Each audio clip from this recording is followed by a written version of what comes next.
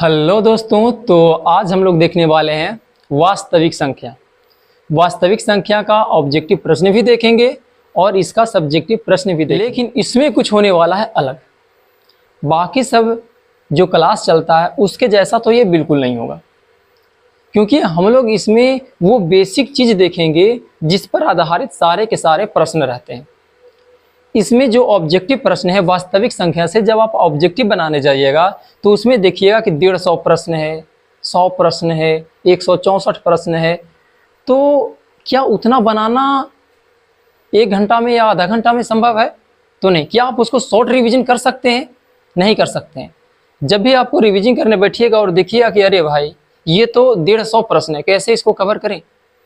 तो आज हम आपको बताने वाले हैं वो मेन 8 ऑब्जेक्टिव क्वेश्चन, और उसी 8 ऑब्जेक्टिव क्वेश्चन को घुमा फिरा के कर दिया जाता है। 8 से 80, 150, 200 कर दिया जाता है। तो चलिए हम लोग देखते हैं कि वो 8 प्रश्न कौन कौन है जिस पर ही आधारित प्रश्न पूछा जाता है, उसके अलावा और कोई भी प्रश्न पूछा नहीं जाता है। आपको ये जानकर के आश्चर्य होगा कि जो वास्तविक संख्या है उसके ऑब्जेक्टिव क्वेश्चन बुक में कितने दिए हुए रहते हैं, 150, 200, लेकिन उसको जब आप देखिएगा कि वो कितने टाइप का है, कितने प्रकार का है, तो वो मात्र निकल करके आएगा 8 प्रकार का। बस केवल 8। आप सोच सकते हैं कि हमें 150, 200 प्रैक्टिस करने के लिए सिर्फ दिया जाता है, तो रिवीजिंग किसको करना रहेगा? क्या रिवीजिंग करने के लिए वो 150, 200 प्रश्न का रिवीजिंग करेंगे?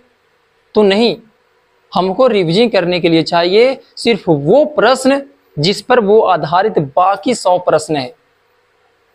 तो आज हम लोग वही बेसिक क्वेश्चन देखने वाले हैं, ऑब्जेक्टिव का और सब्जेक्टिव का।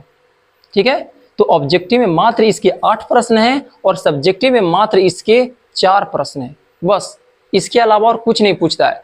तो इसी तरह से मैंने सारे चैप्टर का मैथ का सारा चैप्टर का हमने एक शॉर्ट नोट तैयार किया है और उसमें बताया कि मात्र कितने ऑब्जेक्टिव ऐसे प्रश्न हैं जो हमें रिविजन करने के लायक हैं और याद करने के लायक हैं। ठीक है? तो चलिए हम लोग अब स्टार्ट करते हैं पहला चैप्टर जिसका नाम है वास्तविक संख्या। तो इसका जो पहला क्वेश्चन है वो संख्या पर आधारित प्रश्न रहता है। संख्या पर आधारित संख्या कितने प्रकार के होते हैं?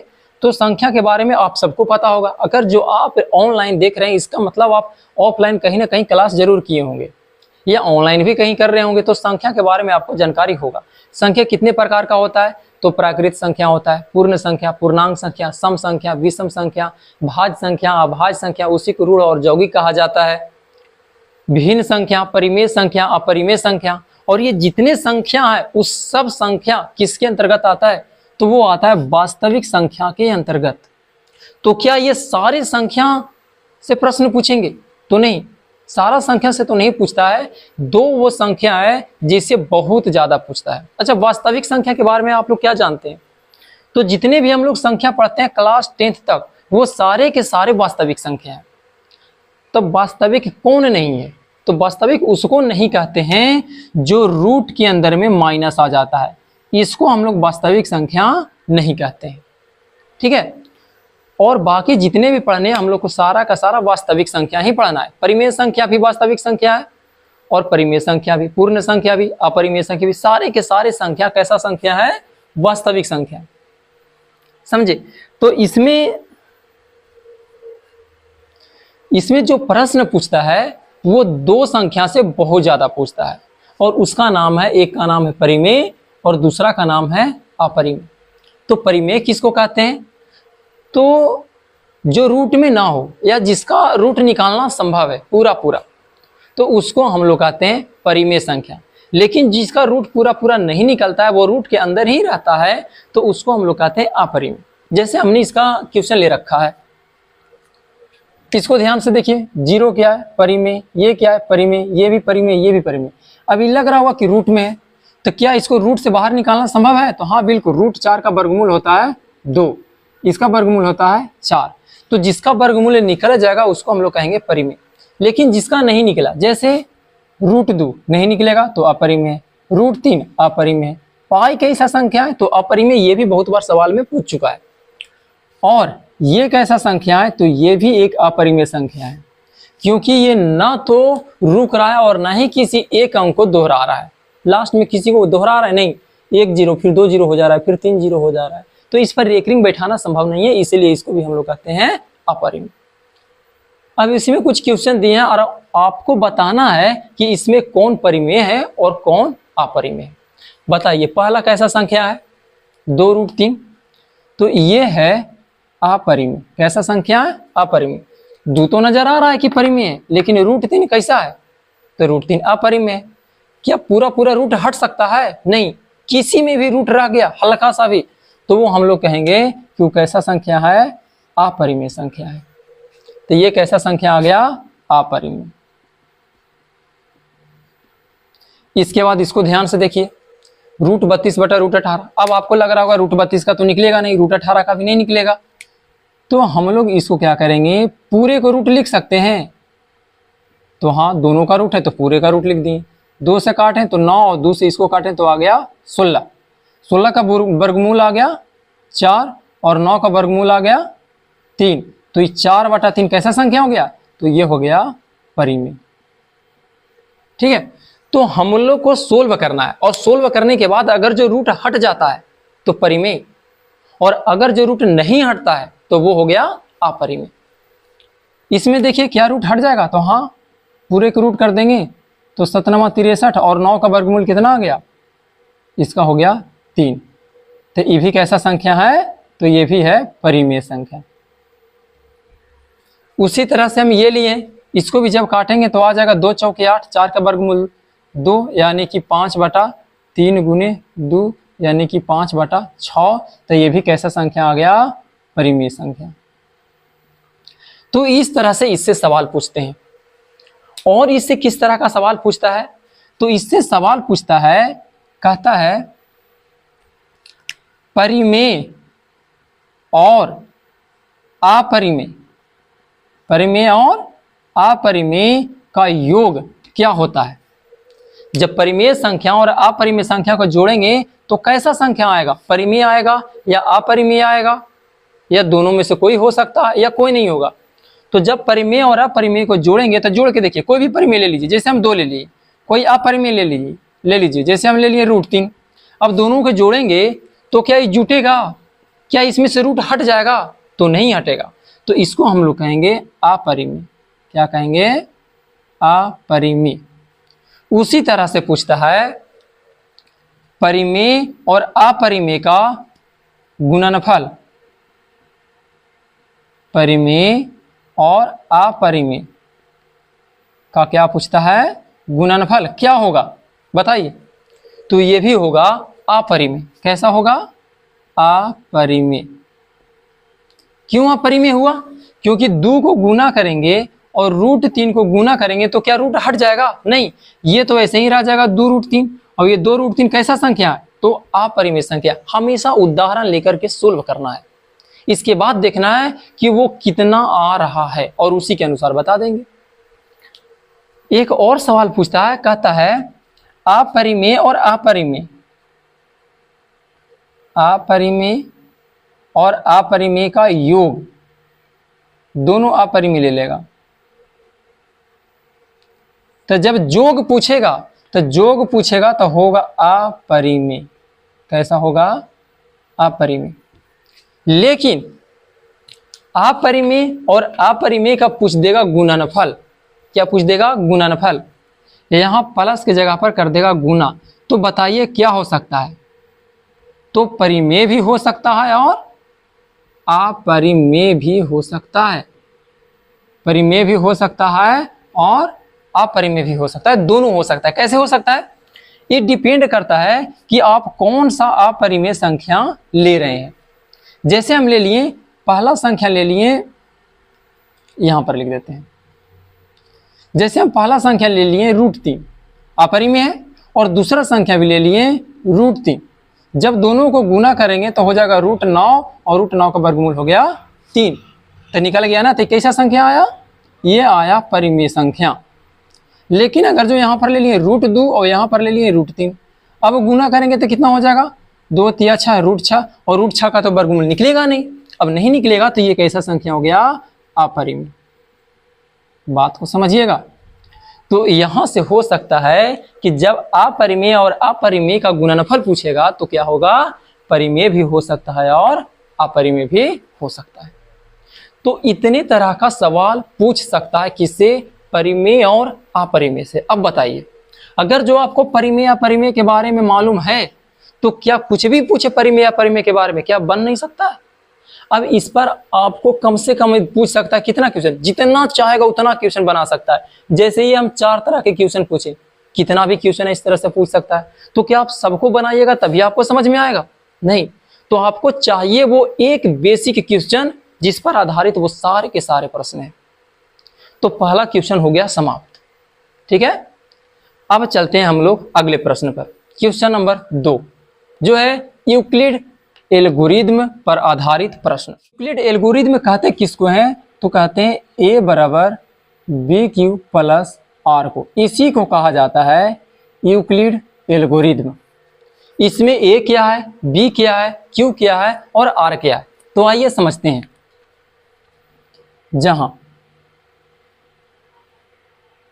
ए को कहा जाता है भाज्य, बी को कहा जाता है भाजक और क्यू को कहा जाता है भागफल और आर को कहा जाता है शेष या शेषफल, ठीक है।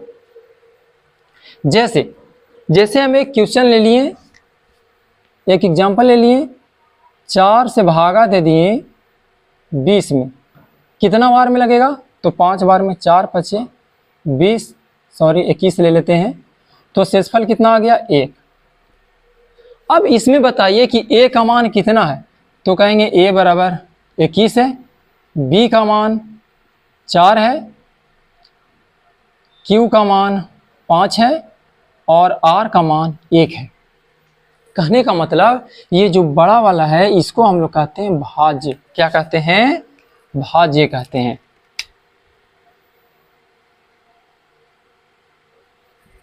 ठीक है। ये 4 को क्या कहते हैं, तो इसको कहते हैं भाजक। क्या कहते हैं, भाजक। और इसको क्या बोलते हैं, तो इसको बोलते हैं भागफल।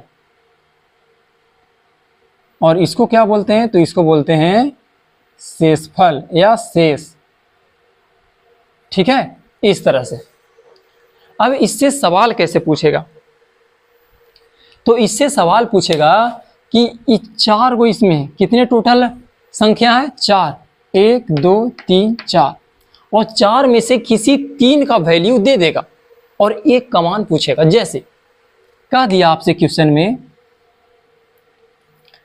में कह देगा कि बी का मान 4 है, क्यू का मान 5 है, आर का मान 1 है, तो ए का मान बताइए।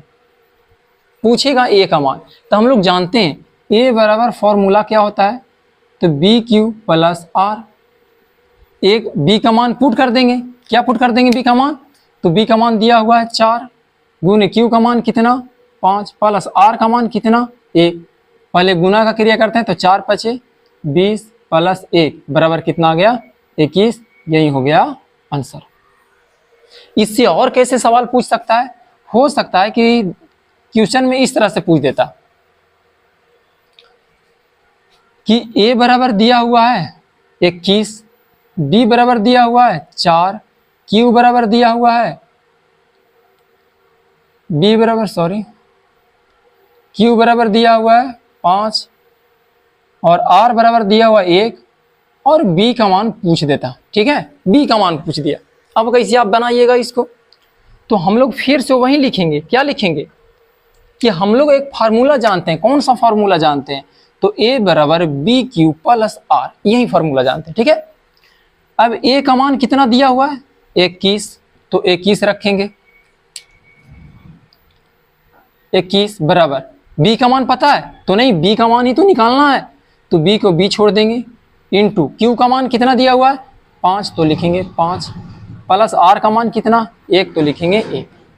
अब इसको सोल्व करेंगे, तो 21 बराबर बी में 5 से गुना करेंगे तो 5b प्लस 1, 5b को बराबर के पहले लावेंगे तो माइनस में हो जाएगा 5b बराबर 1 के 1, 21 को उधर लेके जाएंगे तो -21 तो हो गया -5b बराबर -20, माइनस माइनस हो गया प्लस। तो यहाँ से मान निकल के आ गया b बराबर 20/5 यानी कि 5 चौके 20, कितना गया 4 आ गया। यही हम लोग का हो गया आंसर। तो इस तरह से इस 4 में से कोई 3 दे देगा, कोई 3 दे देगा और आपसे कोई एक पूछेगा, ठीक है। तो इस तरह से इससे सवाल पूछते हैं। एक और तरह का सवाल पूछता है, होता यह है कि सिर्फ बताएगा 2 और 2 का मान पूछेगा, तब आप कैसे बनाइएगा। ये तो बहुत आसान है कि 3 दे दिया है तो 3 के मान पुट कर दिए और चौथा का मान पूछ रहा है, वो निकल करके आ जाएगा। लेकिन आपसे कहा देगा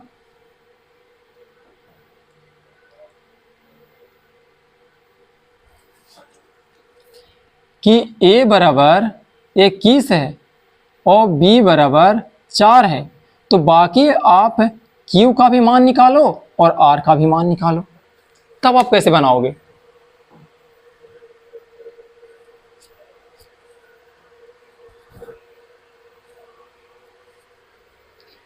तब हम लोग बनाएंगे कैसे, तो देखिए a किसको कहते हैं, तो a कहते हैं भाज्य को, और b किसको कहते हैं, तो b कहते हैं भाजक को। और भाजक से ही भागा दिया जाता है, किसमें भागा दिया जाता है, तो भाज्य में। तब हम लोग भागा देंगे, तो भागा देंगे तो क्या आएगा, 5 बार में लगेगा, 4 × 5 = 20, तो आ गया शेषफल 1। तो इस 5 को क्या कह देंगे, q, और इसको कह देंगे r, यानी कि q बराबर आ गया 5 और r बराबर आ गया 1।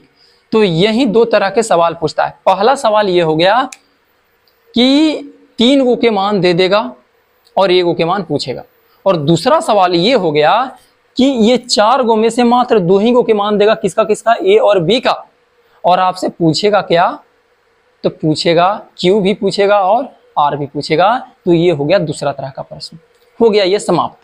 देख रहे हैं कितना आसान है। अब इस पर आपको कई भी प्रश्न पूछ सकते हैं, ए बी सी चेंज करते रहेगा, चेंज करते रहेगा, लो प्रश्न की संख्या बढ़ रहा है, समझ रहे हैं। तो इस तरह से प्रश्न की संख्या केवल बढ़ा हुआ रहता है। मेन बेसिक क्वेश्चन इसमें केवल कितने हैं, तो केवल हैं 8। आप इस चीज को याद रखिए। तो अब हम लोग चलते हैं अगले क्वेश्चन पर, जो किस पर आधारित है, जो मसा और लसा पर आधारित प्रश्न है। अब इस पर हम लोग चलते हैं। अब मसा लसा का फार्मूला क्या होता है, तीसरा नंबर वाला हम लोग देख रहे हैं। तो तीसरा नंबर में है मसा गुनी लसा बराबर पहली संख्या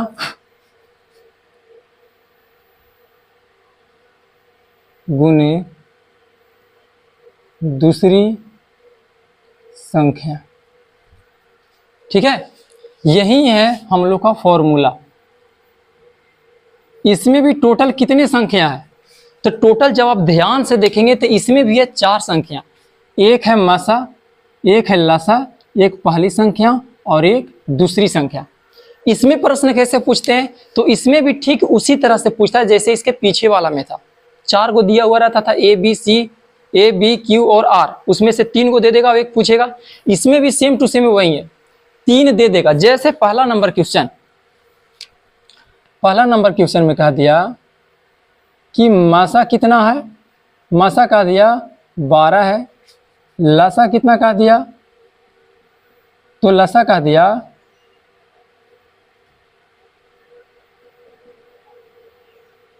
24 है, पहली संख्या कह दिया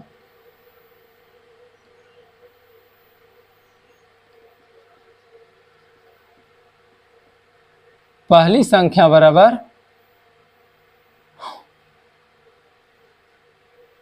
कह दिया 18, कितना कह दिया 18। तो पूछेगा दूसरी संख्या कितना है, कौन सी संख्या पूछेगा, दूसरी संख्या, ये पूछेगा आपसे। क्या बताओगे इसके बारे में, तो ये बहुत आसान है। ये दूसरी संख्या की जगह पर कुछ भी पूछ सकता था, हम बता रहे हैं, फिर से बोल रहे हैं। इस 4 में से कोई 3 दे देगा, कोई 3 दे देगा और 1 आपसे पूछेगा। तो हम लोग क्या लिखेंगे, हम लोग जानते हैं कि मसा इंटू लसा बराबर पहली संख्या इंटू दूसरी संख्या। तो मसा कितना 12 इंटू लसा कितना, तो लसा 24, पहली संख्या कितना 18, दूसरी संख्या कितना पता नहीं, तो मान लिए x।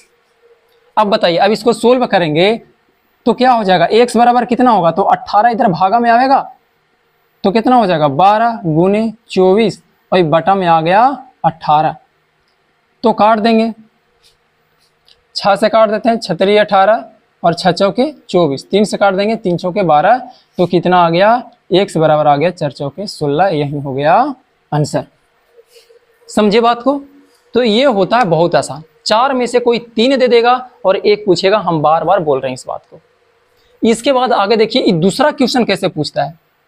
तो दूसरा क्वेश्चन में कह देगा कि मसा है 12, मसा कितना कह दिया, मसा बराबर कह दिया 12, और दो संख्याओं का गुणनफल कितना है, दूसरा नंबर में दे देगा दो संख्याओं का गुणनफल बराबर कह दिया 288। क्या कह दिया 288। तो पूछेगा कि भाई बताओ इसका लासा क्या होगा। अब आप सोच रहे होगे कि यार इसमें तो 2 ही संख्या दिया, अब इसमें कैसे निकलेगा। आप तो बोले कि 3 देगा, इसमें तो 2 ही दिया, मसा दिया और 2 संख्याओं का गुणनफल दे दिया। तो ये भी बहुत आसान है, 2 संख्या का गुणनफल मतलब क्या समझ रहे हो आप। तो मसा तो लिखेंगे 12 गुने लसा निकालना है तो लसा लिख दिए 1, और पहली संख्या और दूसरी संख्या अलग अलग ना दे करके दे दिया 2 संख्याओं का गुणनफल, माने कि दोनों का गुना करने से कितना आएगा वो डायरेक्ट दे दिया, कितना 288। बात को समझे। अब यहां से जब लसन निकालेंगे तो बताइए x बराबर कितना हो जाएगा, तो 288 बटा 12। आप काटेंगे तो कितना बार में कट जाएगा, 24 बार में कट जाएगा। तो x बराबर कितना आ गया 24। यही हो गया आंसर। तो देखिए कितना आसान है। अब इस पर ही आधारित प्रश्न क्या हो गया, समाप्त हो गया। एक और बात का ध्यान दीजिएगा, जब लिखा हुआ रहता है a बराबर बी क्यू प्लस आर, और अगर जो r का मान हो गया 0, r का मान क्या हो जाएगा 0 के बराबर हो जाएगा, तब इस b को हम लोग कहते हैं मसा। क्या कहते हैं, मसा। जैसे कह दिया कि 18 बराबर 6 गुने 3 प्लस 0, तो इसमें बताओ कि मसा कितना होगा। तो मसा बराबर किसको कहते हैं, तो ये जो b का मान होता है उसी को हम लोग क्या कहते हैं, मसा। इस बात को याद रखना है। ऐसे हम बताएंगे जब यूक्लिड एल्गोरिथम में से मसा निकालने के लिए बताएंगे सब्जेक्टिव क्वेश्चन में, तो वहां पर ये बात हम बताएंगे। ठीक है, एक प्रश्न वहां के लिए। तो चलिए इस तरह से हो गया तीसरा नंबर प्रश्न भी समाप्त। तो अब हम लोग चलते हैं चौथे प्रश्न की ओर। चौथा प्रश्न में कहता है, चौथा प्रश्न किस पर आधारित है, तो ये आधारित है दशमलव प्रसार पर। अब दशमलव प्रसार के बारे में सुनिएगा। दशमलव प्रसार से सबसे पहला ये सवाल पूछता है, दे देगा एक संख्या और कहेगा कि ये शांत है या अशांत। जैसे पहला नंबर क्वेश्चन का दिया, जैसे कह दिया 5/2, क्या ये शांत है। दूसरा नंबर में कह दिया 8/5, या कह दिया 2 के पावर 3, या कह दिया 5 के पावर 4, या कह दिया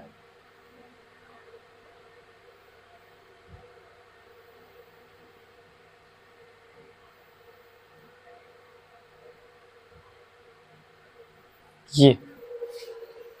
अब बात को समझिएगा, इसमें कौन शांत होगा और कौन अशांत।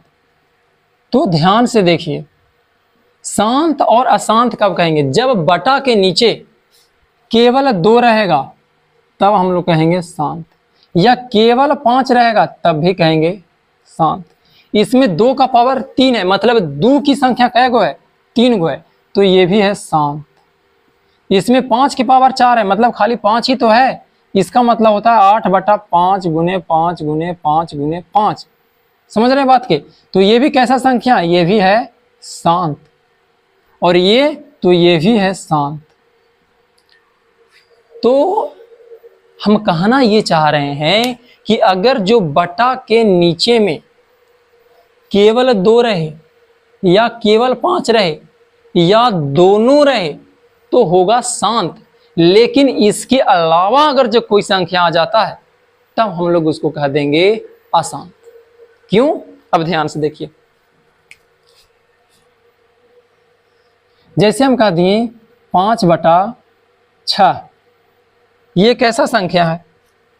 तो 5/6 में 5 है और नीचे में 2 गुने 3, 2 के अलावा 3 आ गया तो कहेंगे ये कैसा है?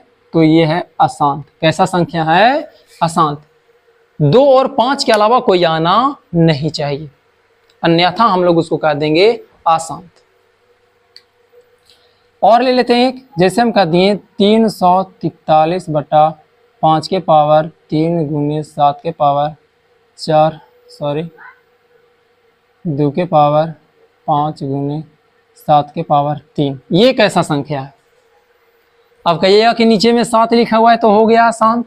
नहीं, ये इससे कट जाएगा क्योंकि 7 के क्यूब कीजिएगा तो 343 आएगा, तो बचा कौन नीचे में?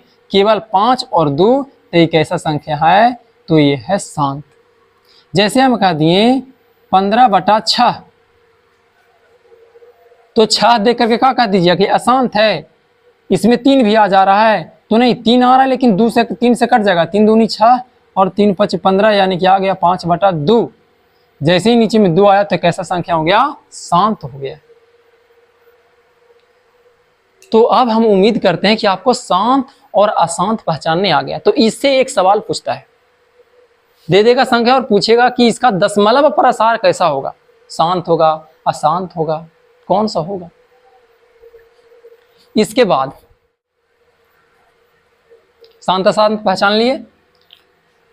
अशांत 2 प्रकार के होता है, एक होता है अशांत आवर्ती और दूसरा होता है अशांत अनावर्ती।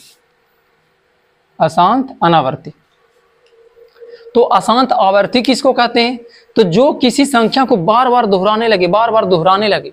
जैसे इसमें देखिए 4.2 3 3 3 3 3, तो 3 पर बैठा दिए रेखनी। ये दोनों का मतलब सेम है, दोनों का मतलब सेम है।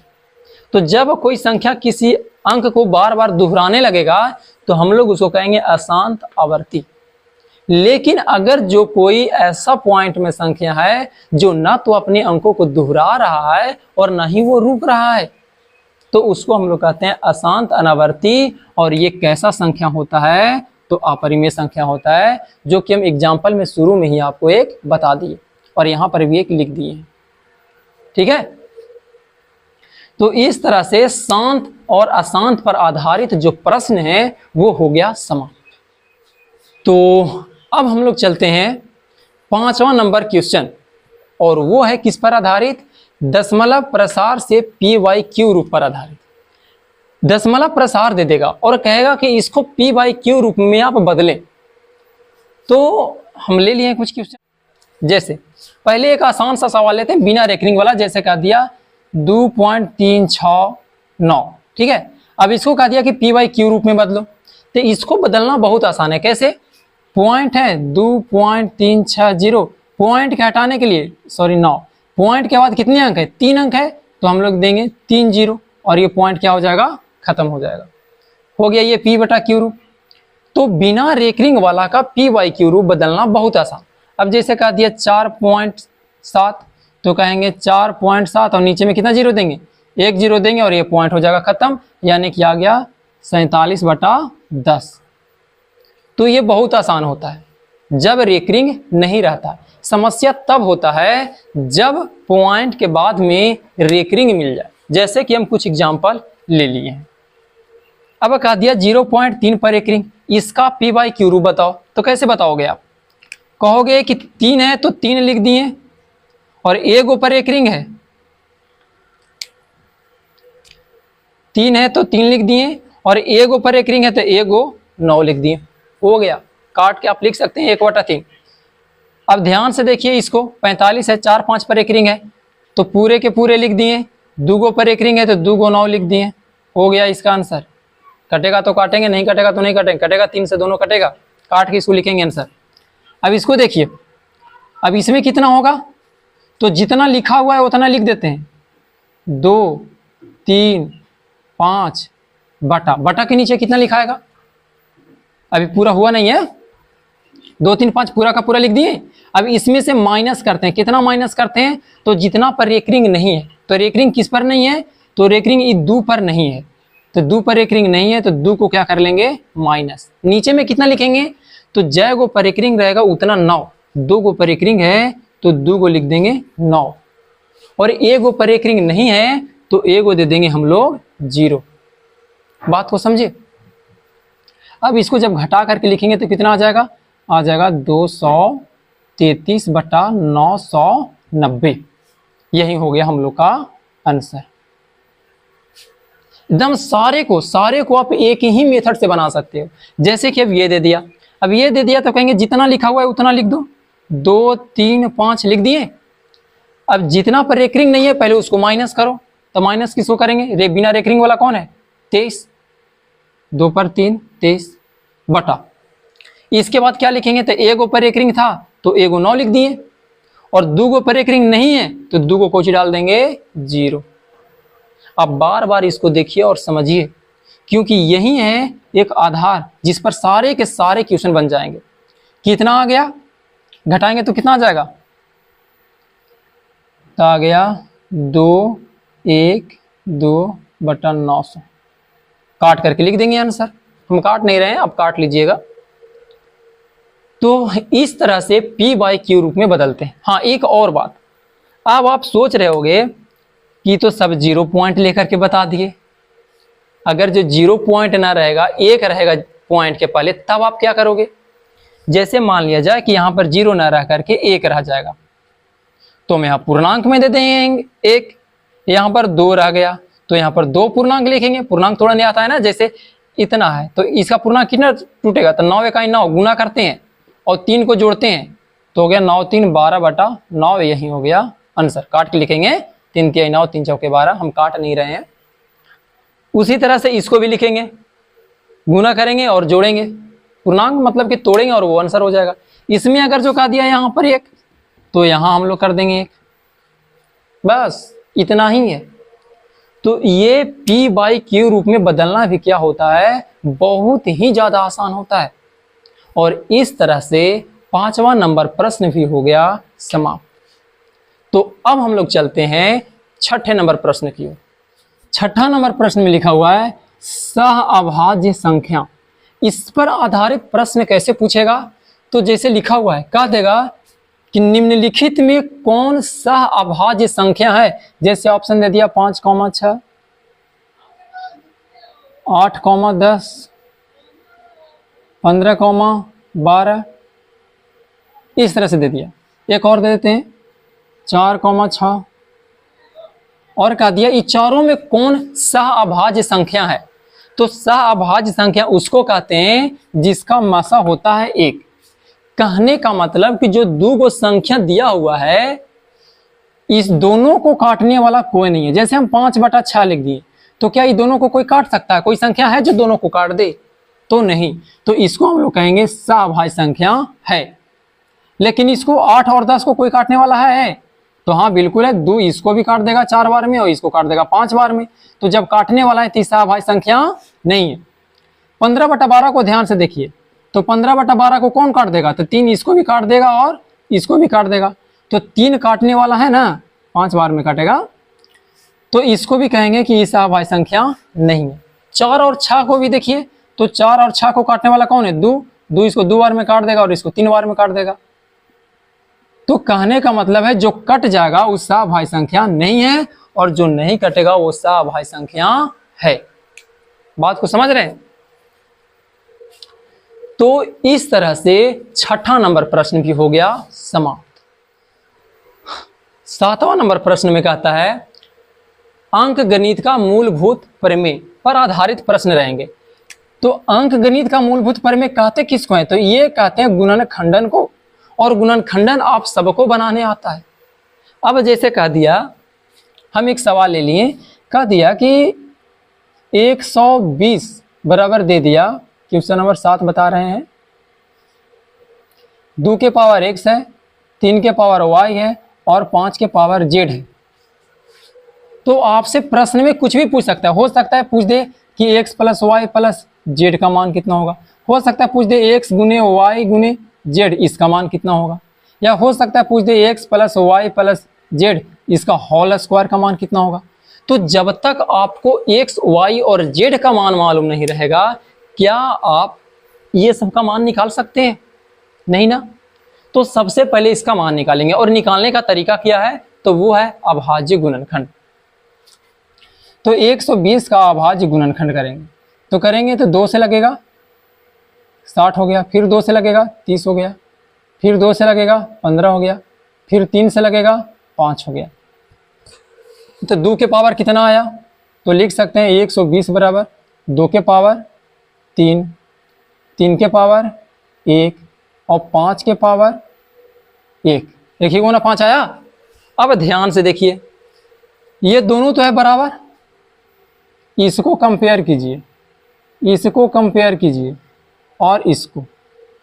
जब आप इन तीनों के कंपेयर करोगे तो पाओगे कि x के जगह पर कितना लिखा हुआ है 3, तो हम भी लिख दिए x के जगह पर 3, प्लस y के जगह पर कितना आया 1 और z के जगह पर कितना आया तो 1। तो इसका आंसर कितना आ गया 3 2 5, ये हो गया x plus Y plus Z का आंसर।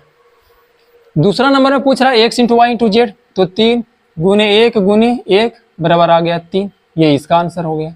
इसका क्या हो जाएगा, तो 3 प्लस 1 का होल स्क्वायर, यानी कि 3 2 5 का होल स्क्वायर, यानी कि कितना आ गया 25, ये इसका आंसर हो गया।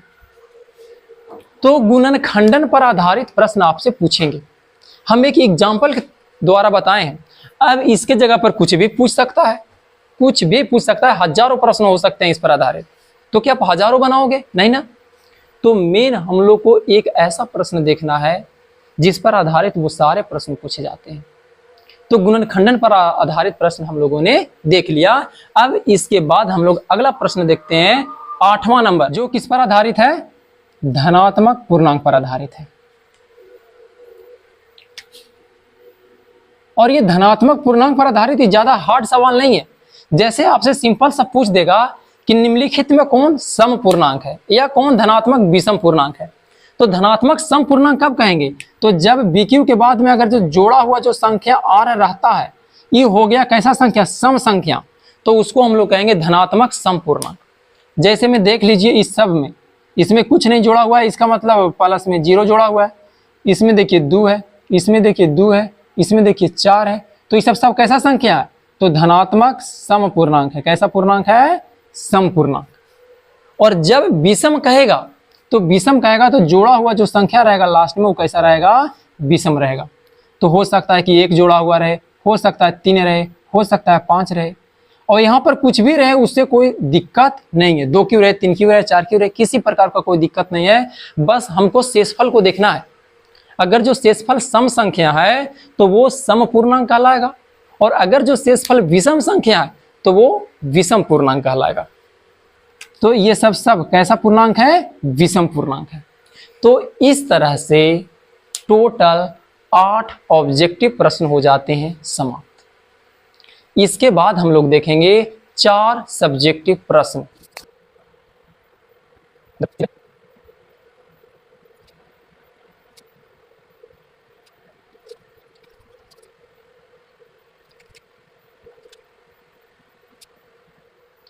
तो ध्यान से देखिए, यही है वो 4 सब्जेक्टिव प्रश्न जिसके अलावा कभी कोई सवाल पूछता ही नहीं है। सबसे पहला सवाल है, यूक्लिड एल्गोरिथम से क्या निकालें मसा, और ये पूछता है 2 नंबर में, और हर एक साल पूछता है। कोई भी ऐसा साल नहीं है, कोई भी ऐसा वर्ष नहीं है जिसमें ये पूछा ना हो। दूसरा नंबर में हम लोग को सिद्ध करना रहता है कि धनात्मक सम पूर्णांक इस रूप का होगा या विषम पूर्णांक इस रूप का होगा। और ये भी कभी कभी पूछता है, लेकिन ये वाला हमेशा पूछता है, ये वाला एकदम फिक्स्ड है, VVI है।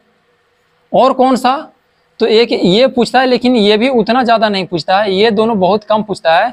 सबसे ज़्यादा पूछता है ये और ये VVI। 4 प्रश्न में से 2 प्रश्न प्रत्येक वर्ष रहता है। 4 प्रश्न में से, बार बार बोल रहे हैं, ये 2 प्रश्न हर एक साल रहता है, और ये दोनों पूछ भी सकता है और नहीं भी पूछ सकता है। तो हम लोग इस चारों प्रश्न को याद कर लेंगे, बढ़िया से समझ लेंगे। याद तो होता नहीं है, मैथ में याद करने वाला सब्जेक्ट कुछ नहीं होता है, सब कुछ समझना होता है। मैथ विषय ही सारा का सारा चीज़ है समझने वाला। अगर आप समझेंगे तो सारा बनाने आएगा, और नहीं समझेंगे तो नहीं बनेगा। और ये चौथा है, सिद्ध करें कि रूट 2 क्या है, 2√3 एक अपरिमेय संख्या है। तो अपरिमेय संख्या बहुत सारा सिद्ध करने वाला रहता है। अब इसमें से कोई भी पूछ सकता है। हम एक एग्जाम्पल के तौर पर दे दिए 2√3, हो सकता है कि खाली √3 दे दे, हो सकता है कि 2/√3 दे दे, हो सकता है 2 + √3 का होल स्क्वायर दे दे। तो ये कुछ भी अपरिमेय संख्या सिद्ध करने के लिए बोल सकता है।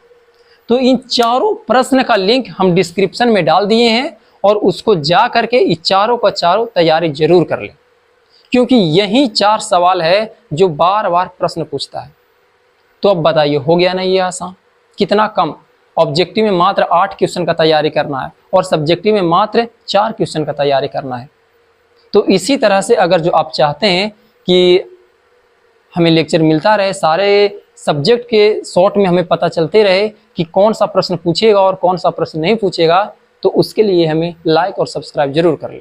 तो इस तरह से वास्तविक संख्या का ऑब्जेक्टिव और सब्जेक्टिव प्रश्न हो जाता है समाप्त। तो अगर आप चाहते हैं कि इसी तरह से हमें वीडियो मिलता रहे, तो आप चैनल को सब्सक्राइब जरूर कर लें, आपके पास सबसे पहले नोटिफिकेशन पहुंचे और आप अपना बिहार बोर्ड का तैयारी अच्छे से कर सकें। तो चलिए स्टार्ट करते हैं हम लोग वास्तविक संख्या का क्वेश्चन का विश्लेषण करना, कि वास्तव में 8 प्रश्न से ही वो पूछे जाते हैं या अलग अलग पूछे जाते हैं। बाकी तो हमने इसका सारा का सारा सॉल्यूशन दे रखा है, इसलिए हम इसमें सिर्फ देखने वाले हैं कि वो जो 8 प्रश्न बताए हैं उससे पूछता है या नहीं पूछता है। पहला नंबर क्वेश्चन में कहता है 192 के अभाज्य गुणनखंड, तो अभाज्य गुणनखंड से प्रश्न पूछ दिया। दूसरा में पूछा है प्रत्येक परिमेय संख्या होती है, तो वास्तविक संख्या, ये परिमेय संख्या से प्रश्न पूछ दिया। तीसरा नंबर में कहता है यदि p तथा q अभाज्य संख्याएं हैं तो इतना का मसा और मसा क्या होगा, तो मसा और लसा दोनों पूछ सकता है, तो मसा लसा से पूछ दिया प्रश्न। मसा किसको कहते हैं, जो दोनों में मिले। तो p मिल रहा है इसमें कई गो, इसमें 3 गो, इसमें 2 गो, तो कॉमन कितना होगा, तो p हो जाएगा 2 गो, ठीक है, 2 गो p हो जाएगा, और q दोनों में 1 गो, तो ये हो गया p² q, इसका आंसर हो गया। सारा का सोल्यूशन दिया गया है, आप देख सकते हैं, नीचे में वीडियो का डिस्क्रिप्शन में लिंक डाल देंगे हम। इसके बाद देखिए क्वेश्चन नंबर 4,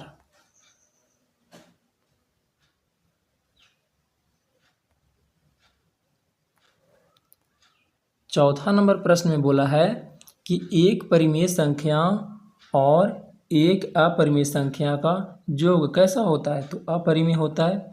देख रहे हैं, अपरिमेय से पूछा है। फिर गुणनखंड से पूछ दिया, तो जब इतना का गुणनखंड कीजिएगा तो 2 के पावर, 3 के पावर और 5 के पावर पता चल जाएगा, उसमें से पी क्यू को जोड़ लेना है और आर को घटा लेना, तो इसका आंसर आ जाएगा। पूछा निम्नलिखित में कौन सबसे छोटी प्राकृत संख्या, तो ये पूछ दिया संख्या से प्रश्न, प्राकृत संख्या। इसके बाद निम्नलिखित में कौन होता है सबसे छोटी प्राकृत संख्या, तो 1 होता है, 1 से स्टार्ट होता है। निम्नलिखित में कौन सी परिमेय संख्या है, फिर परिमेय पूछा है, तो परिमेय जिसका वर्गमूल निकल जाएगा। फिर पूछा है निम्नलिखित में कौन सी अपरिमेय संख्या है, तो अपरिमेय उसको कहते हैं जिसका वर्गमूल नहीं निकलता है। तो किसका नहीं निकलेगा, 9 × 27, इस सी वाला का वर्गमूल नहीं निकलेगा। तो देख रहे हैं सारा का सारा उसी से पूछा जा रहा है। क्वेश्चन नंबर 9 में देखिए, इसमें भाग एल्गोरिथम दे दिया है, a = bq + r, और इसमें 3 के मान दे दिया, a b c a b और r तीनों का मान दे दिया। तो पूछ रहा है q का मान। हमने आपको पहले ही बताया था, 4 में से किसी भी 3 का मान दे देगा और एक पूछेगा। तो ये हो गया। अभाज्य गुणनखंड में 2 का घातांक, इसमें अभाज्य गुणनखंड से पूछ दिया। इसमें पूछ रहा निम्न में कौन अपरिमेय संख्या नहीं है। इसमें पूछ दिया a और b का अभाज्य संख्या है, तो a b का लसा, तो लसा कहेगा तो गुना कर देंगे a b, और जब मसा कहता तो हो जाता कितना, 1। क्यों, क्योंकि दोनों अभाज्य संख्या है। याद रखिएगा इस चीज को। क्वेश्चन नंबर 13 नंबर क्वेश्चन में कहता है निम्नलिखित में से कौन अभाज्य संख्या है। अभाज्य संख्या, देखिए इस संख्या से प्रश्न पूछ दिया, तो अभाज्य संख्या किसको कहते हैं, जो किसी से भी भागा न लगे, तो वो कौन है, तो 23। निम्नलिखित में से कौन परिमेय संख्या है, तो परिमेय कौन है, जिसका वर्गमूल निकल जाएगा, रूट हट जाएगा, तो सी हो गया। रूट 3 कट जाएगा इसका। 15 नंबर क्वेश्चन में कहता है यदि इतना तथा इतना का मासा इतना के रूप में, तो इतना का मासा जब पहले मासा निकाल लेना है, ठीक है। तो मासा इसका निकल कर क्या आएगा 13। अब 13 को इसके बराबर कर देंगे और यहाँ से जब सोल्व करेंगे तो एम का मान निकल जाएगा और इसका आंसर आ जाएगा 2। अगला नंबर क्वेश्चन में देखिए कहता है इतना का लसा और मसा का अनुपात क्या होगा। तो पहले लसा निकाल लेना है, फिर मसा निकाल लेना है और लसा को ऊपर लिखना है और बटा मसा को नीचे लिख देना है। सोल्व कर देंगे आ जाएगा आंसर। तो लसा मसा से पूछा है, सिंपल सा बात। इसके बाद 17 नंबर क्वेश्चन में क्या पूछा है, सबसे छोटी भाज्य संख्या और सबसे छोटी अभाज्य संख्या का मसा। अब बताइए अगर जो आपको संख्या ही नहीं मालूम रहेगा तो क्या बनेगा यह सवाल, तो बिल्कुल नहीं। इसलिए संख्या का जानकारी होना बहुत ज़्यादा जरूरी है। तो देख रहे हैं सारा उसी पर आधारित प्रश्न है। क्वेश्चन नंबर 18 को ध्यान से देखिए। इसमें कहता है 2 लगातार संख्या, तो कोई भी लगातार संख्या का मसा कितना आता है 1, क्योंकि वो किसी से कटेगा ही नहीं, ये भी बताया हुआ है। 105 का अभाज्य गुणनखंड, देखिए अभाज्य गुणनखंड पर प्रश्न पूछा है। 20वां नंबर क्वेश्चन में कहता है 2 अंकों की संख्या 3 से विभाज्य है। 2 अंकों की संख्या मतलब कितनी संख्या है जो 3 से विभाज्य है। तो ये हम लोग एपी वाला प्रश्न एपी से बना सकते हैं, समानांतर श्रेणी से दे दिया है। इसके बाद है क्वेश्चन नंबर 21 में कहता है 2 संख्याओं का गुणनफल दे दिया, मासा दे दिया, तो लसा पूछ रहा है। तो लसा पूछ रहा है तो मासा से भागा दे देंगे और मासा पूछेगा तो लसा से भागा दे देंगे, भागा दे दीजिएगा, इसका आंसर आ जाएगा। क्वेश्चन नंबर 22 में कहता है ये 3 को दे दिया और लसा और मसा का अनुपात पूछ रहा है। तो पहले ऊपरे में लसा है तो लसा लिखेंगे, बाद में मसा बोला है तो मसा बाद में लिखेंगे, आ जाएगा इसका आंसर। फिर से पूछ दिया अभाज्य गुणनखंड क्या होगा 96 का, तो अभाज्य गुणनखंड निकालिए और देखिए कि इसका अभाज्य गुणनखंड क्या होगा। क्वेश्चन नंबर 24 में देखिए दशमलव प्रसार से सवाल पूछ दिया है। दशमलव प्रसार शांत होगा क्या शांत होगा, तो ये काटेंगे तो कितना आ जाएगा 3, दोनों को काट देगा तो ऊपरे में 2 हो जाएगा।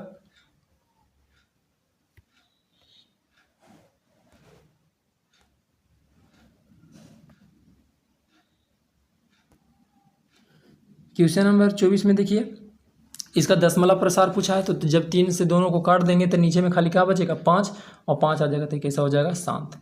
ये पूछ रहा है परिमेय है कि अपरिमेय, तो ये कैसा हो जाएगा अपरिमेय हो जाएगा।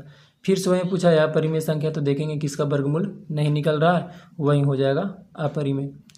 निम्नलिखित में कौन अभाज्य संख्या पूछ रहा है, अभाज्य संख्या जो किसी से न कटेगा वो अभाज्य हो गया। तो संख्या के बारे में पूछा है। 28 में ध्यान से देखिए, तो ये भी वहीं पूछ रहा है 2 परिमेय के बीच में कितनी अपरिमेय, तो अनंत होता है। इसके बाद क्वेश्चन नंबर 29 को ध्यान से देखिए। 29 नंबर क्वेश्चन में कहता है इतना का दशमलव प्रसार क्या होगा, शांत होगा क्या शांत होगा। तो 5 और 2 के अलावा 3 आ जा रहा है, तो इसका हो जाएगा अशांत। निम्नलिखित में कौन अपरिमेय संख्या, फिर से अपरिमेय पर पूछ दिया। ये भी पूछ रहा है अपरिमेय पर। ये पूछ रहा है अभाज्य गुणनखंड का मसा 2 या 2 से अधिक अभाज्य संख्या का। तो अभाज्य संख्या का तो कोई गुणज होता नहीं है, काटने वाला तो कोई होता नहीं है, तो इसका आंसर 1 हो जाएगा। निम्नलिखित में कौन परिमेय संख्या है, तो परिमेय किसको कहते हैं, तो जिसका पूरा पूरा वर्गमूल निकल जाए, रूट हट जाए। इसके बाद क्वेश्चन नंबर 34 को ध्यान से देखिए। 34 में कहता है HCF 2 क्रमिक सम संख्या का HCF सम संख्या है, इसीलिए इसका आंसर हो जाएगा 2। और विषम संख्या कहता है या अभाज्य संख्या कहता, विषम नहीं कहेगा अभाज्य कहेगा, तो उसका आंसर हो जाएगा 1। क्वेश्चन नंबर 35 में पूछ रहा है किसी धनात्मक पूर्णांक a और b के लिए ab का मसा गुने ab का लसा निम्न में से किसके बराबर होता है। तो मसा गुने लसा 2 संख्याओं के गुणनफल के बराबर होता है। यूक्लिड विभाजन एल्गोरिथ्म 2 धनात्मक पूर्णांकों के निम्न में किसे परिकलन करने के तरीका है, तकनीक है। तो ये मासा इससे निकाला जाता है यूक्लिड विभाजन एल्गोरिथ्म से। पाई कैसा संख्या है, तो अपरिमेय संख्या है।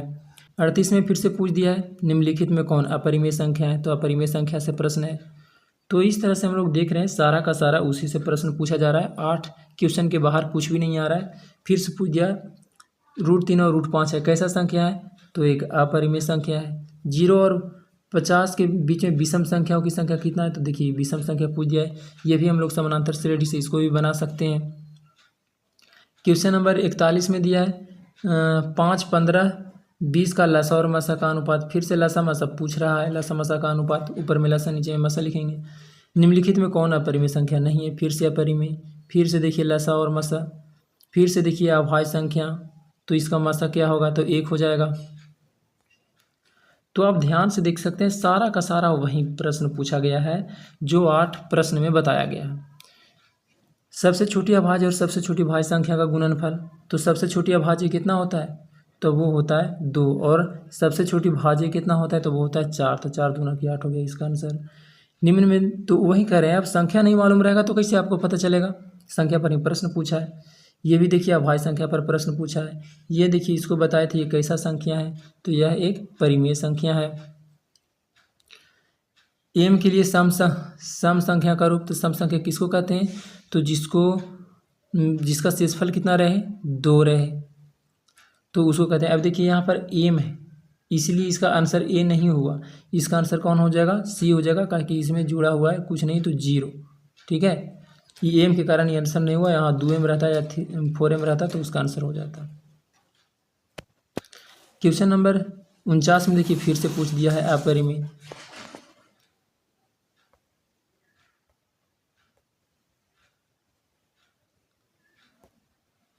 क्वेश्चन नंबर 50 में पूछा है निम्नलिखित में दशमलव प्रसार शांत है, शांत अशांत फिर से पूछ रहा है, तो 2 रहेगा तो शांत, या खाली 5 रहेगा तब शांत, और 2 और 5 के अलावा कोई रह गया तो अशांत हो जाएगा। निम्न में कौन परिमेय है, तो ये भी अपरिमेय है, ये भी अपरिमेय है, ये परिमेय है और ये भी अपरिमेय है। निम्न में कौन अलग है, कौन अलग करने का मतलब कौन परिमेय है कौन अपरिमेय है, उसमें देख लीजिए 3 को एक जैसा होगा, तो ये देखिए परिमेय है, ये भी देखिए परिमेय है, लेकिन ये अपरिमेय है और ये परिमेय है, तो इसका आंसर हो गया सी वाला। इसका देखिए पी वाई क्यू रूप पूछ रहा है, 2 पर खाली रेकरिंग है तो एगो 9 पड़ेगा और एगो 0 पड़ेगा, तो ऑप्शन नंबर बी हो गया। क्वेश्चन नंबर 54 में देखिए इतना इतना के बीच अपरिमेय संख्या पूछ रहा है, कौन है, तो इतना का स्क्वायर करके इतना का स्क्वायर करके और देखेंगे दोनों के बीच वाला कौन है। सारा का सलूशन दिया गया है। फिर देखिए कौन सा कथन सत्य है, इसमें परिमेय और अपरिमेय से ही सवाल पूछा गया है, सारा का सारा ये सब बताया हुआ है। 56 में पूछ रहा है n एक प्राकृत संख्या है तब रूट n क्या है, तो रूट n जब करेंगे तो कुछ का परिमेय कुछ का वर्गमूल निकलेगा और कुछ का नहीं निकलेगा, तो ये दोनों हो सकता है, कभी परिमेय हो सकता है तो कभी अपरिमेय हो सकता है। विषम पूर्णांक आएगा, क्यों, क्योंकि प्लस में विषम पूर्णांक है, सम पूर्णांक रहेगा तो आंसर सम, विषम रहेगा तो विषम। संख्या रेखा पर प्रत्येक बिंदु प्रदर्शित करता है, तो एक वास्तविक संख्या को प्रदर्शित करता है, और हम लोग को वास्तविक संख्या ही पढ़ना है इसमें। निम्नलिखित में से कौन सा भिन्न का दशमलव प्रसार शांत होगा, तो किसका दशमलव प्रसार शांत होगा, तो इसका, क्यों, क्योंकि 2 के अलावा इसमें सब बहुत सारे हैं, लेकिन इसमें 7 के क्यों और 1 कट जाएगा तो बचेगा सिर्फ 2 और 5, तो इसका आंसर हो गया सी। तो देख रहे हैं सारा का सारा उसी से पूछ रहा है। क्वेश्चन नंबर 61 में देखिए पूछ रहा है छोटी पूर्ण वर्ग संख्या इतना इतना का भाज्य हो तो वह क्या है, तो हम लोग क्या निकाल लेंगे, इसका एलसीएम निकाल लेंगे, एलसीएम जो आएगा वही इसका हो जाएगा आंसर।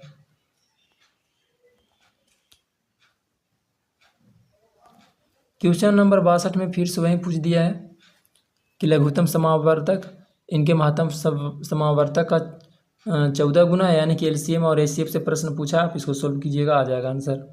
इसमें पी वाई क्यू रूप पूछा है, देखिए 2 गो पर एक रिंग है तो 2 गो 9 होगा, किस में 2 गो 9 है, तो ये वाला में 2 गो 9 है, तो यही हो गया आंसर। फिर से ये सवाल पहले भी पूछा था, फिर से पूछ दिया। क्वेश्चन नंबर 65 को ध्यान से देखिए, इतना का महत्तम पूछ रहा है, तो दोनों में से कॉमन लेंगे, जो कॉमन हो जाएगा तो वो महत्तम हो जाएगा, तो 6 दोनों में से कॉमन है तो 6 सब में, एक्स एगो कॉमन होगा तो एक्स एगो किस में है, 2 में, बी में और डी में, वाई भी एगो कॉमन हो जाएगा, यानी कि इसका आंसर हो गया डी।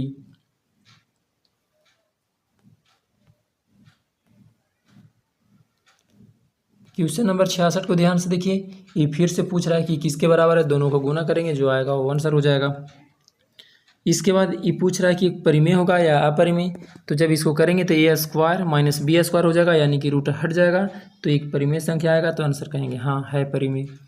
इसमें देखिए पूछ रहा है परिमेय संख्या के रूप में लिखिए, तो पॉइंट हटा देंगे तो बटा के नीचे कितना आ जाएगा, 100 आ जाएगा, फिर काट छाट कर लेंगे तो जो भी आ जाए।